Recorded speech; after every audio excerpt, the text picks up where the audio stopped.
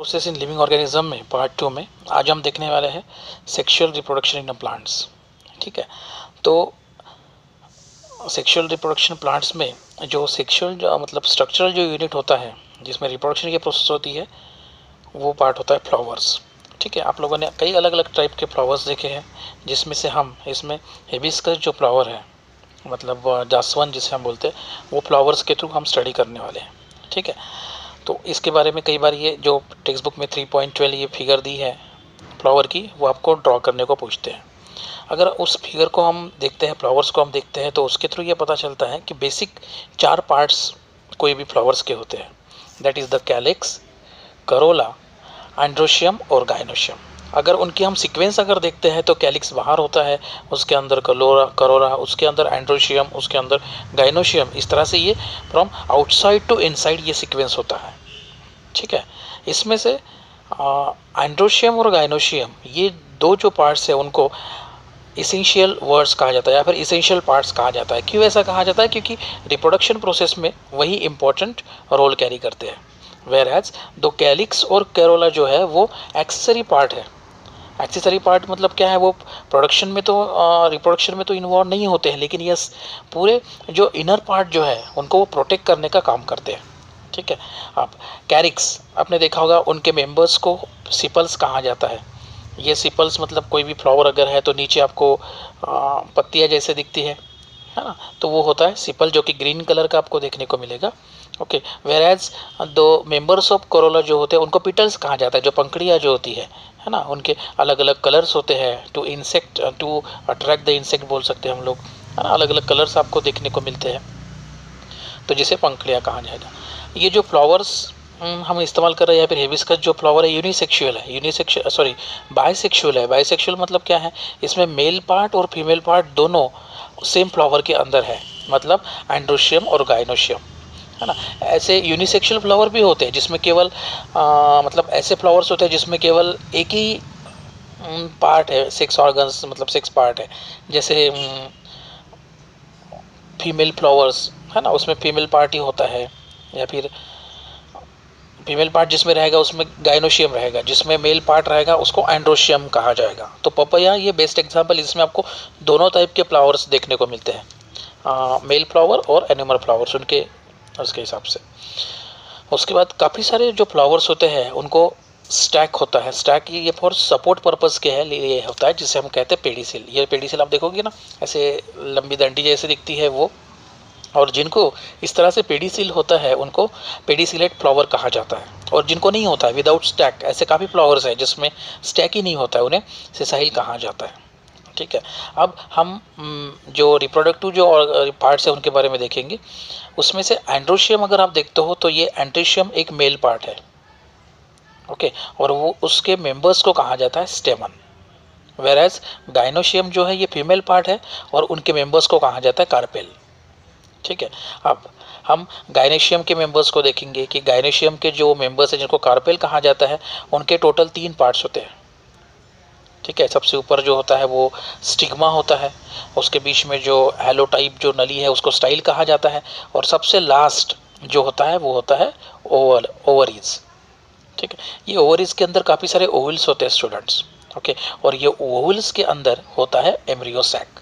ये embryo sac में जो ओवुलेशन जो प्रोसेस होती है वो मियोसिस प्रोसेस के माध्यम से होती है। और हर एक एम्ब्रियो सैक में 2 टाइप के न्यूक्लिया रहेंगे, मतलब एक तो एक सेल होता है जो कि हैप्लॉइड रहेगा, और वैसे ही 2 पोलर न्यूक्लिया होते हैं। ठीक है, तो इस तरह से ये ओवरऑल स्ट्रक्चर हो गया गाइनोशियम का। अब क्या होता है, अब हम बात करेंगे मेल पार्ट्स की। ठीक है, उसमें बेसिक जो पार्ट्स है वो होता है एंथर्स, और एक होता है एंथर्स और दूसरा होता है फिलामेंट्स। ठीक है, ये एंथर्स के ऊपर काफ़ी सारे पोलन ग्रेन्स होते हैं। ठीक है, तो ये जो पोलन ग्रेन्स है ये पोलन ग्रेन्स एंथर्स से स्टिग्मा यहाँ जो पहुँचाने का जो काम है या फिर ये जो प्रोसेस है इसे कहा जाता है पोलिनेशंस। किसे कहोगे पोलिनेशन? पोलिनेशन एक ऐसी प्रोसेस जिसमें पोलन ग्रेन्स को ट्रांसफ़र किया जाता है फ्रॉम एंथर्स टू स्टिग्मा। ये पोलिनेशंस करने के लिए अबायोटिक एजेंट्स होते हैं, मतलब हवा या फिर पानी के माध्यम से ये पोलन ग्रेन्स ट्रांसफ़र हो सकते हैं, या फिर कई बार इंसेक्ट, जैसे हम लोग बोलते हैं ना भौरा वगैरह बैठता है, तो वो भी इसको ट्रांसफ़र करने के लिए हमेशा यूज़फुल होता है। तो पॉलिनेशंस के दो टाइप होते हैं, एक होता है सेल्फ पॉलिनेशन और दूसरा होता है क्रॉस पॉलिनेशन। सेल्फ पॉलिनेशन मतलब क्या है कि एक ही फ्लावर्स के अंदर, मतलब प्लांट सेम है, एक ही झाड़ है, उसमें दो अगर फ्लावर्स है तो वहाँ अगर पॉलिनेशन हो रहा हो तो सेल्फ पॉलिनेशन कहा जाता है।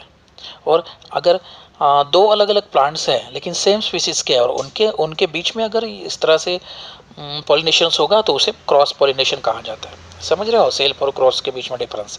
आपको नीचे डू यू नो में डायग्राम भी दी है।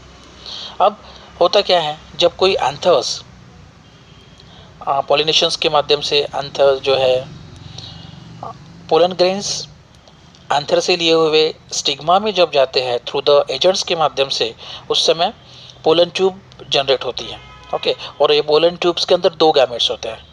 ठीक है, ये पोलन ट्यूब धीरे धीरे एम्ब्रियो सैक में जाती है with the help of style के माध्यम से, और वहाँ जब वहाँ जाती है तो पोलन ट्यूब जो है फूट जाता है, ब्रेक हो जाता है, और उसमें जो पोलन ट्यूब में जो दो मेल गैमेट थे वो अब कहाँ जाएंगे, एम्ब्रियो सैक में जाएंगे। उसमें से पहला जो मेल गैमेट है वो एक सेल के साथ फ्यूज हो जाता है जिसके थ्रू जाइगोट बनता है, और ये एक फर्टिलाइजेशन हुआ। और दूसरा जो मेल गैमेट है वो टू जो पोलर न्यूक्लिया मैंने जो बात की थी उनके साथ फ्यूज हो जाता है और फिर एंडोस्पर्म बन जाता है। तो यहाँ फर्टिलाइजेशन दो बार हो रहा है, एंड दैट्स व्हाई ये जो प्रोसेस है इसे डबल फर्टिलाइजेशन कहा जाता है स्टूडेंट्स। ठीक है ना। तो इसमें एंडोस्पर्म का यूज़ क्या होता है, तो एंडोस्पर्म में अभी बाद में आपको बताऊंगा। ठीक है ना। तो ये जो डायग्राम दी है 3.14 डबल फर्टिलाइजेशन इन एंडोस्पर्म, उसमें जो मैंने अभी एक्सप्लेन किया वो सब चीज़ें आपको इजीली अंडरस्टैंड हो रही है। ठीक है ना। अब कोई भी अगर फल लगता है तो हम उसे खाते हैं, खाने के बाद उसकी जो सीड्स है वो फेंक देते हैं, है ना।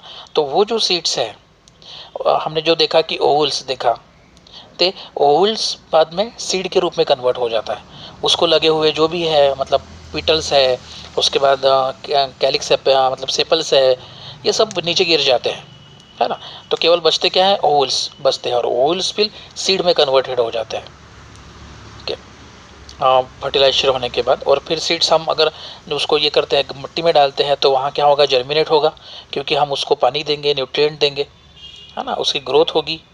और यहाँ जो जाइगोट डेवलप हुआ है उसको लगने वाला जो न्यूट्रिएंट है वो न्यूट्रिएंट कौन प्रोवाइड करेगा, वो एंडोस्पर्म प्रोवाइड करेगा, जो हमने देखा था ना सेकंड फर्टिलाइजेशन में। तो वहाँ ये होगा और इस तरह से एक नया प्लांट मिलेगा, और यही प्रोसेस को कहा जाता है सीड जर्मिनेशन स्टूडेंट्स, है ना। तो काफ़ी ईजी सा ये स्ट्रक्चर्स था। तो आज हम लोगों ने सेक्सुअल रिप्रोडक्शन इन प्लांट्स देखा, उनके अलग अलग पार्ट्स देखे, पॉलिनेशन क्या होता है वो देखा, उसके अलग अलग टाइप्स देखे, और साथ में ही डबल फर्टिलाइजेशन कैसे होता है जिसके थ्रू कोई फ्लावर्स लगता है वो देखा, और सीड जर्मिनेशन की प्रोसेस देखी। ठीक है, आज के लिए इतना ही। नेक्स्ट क्लास में मिलेंगे नेक्स्ट टॉपिक के साथ, तब तक के लिए stay at home. Thank you students.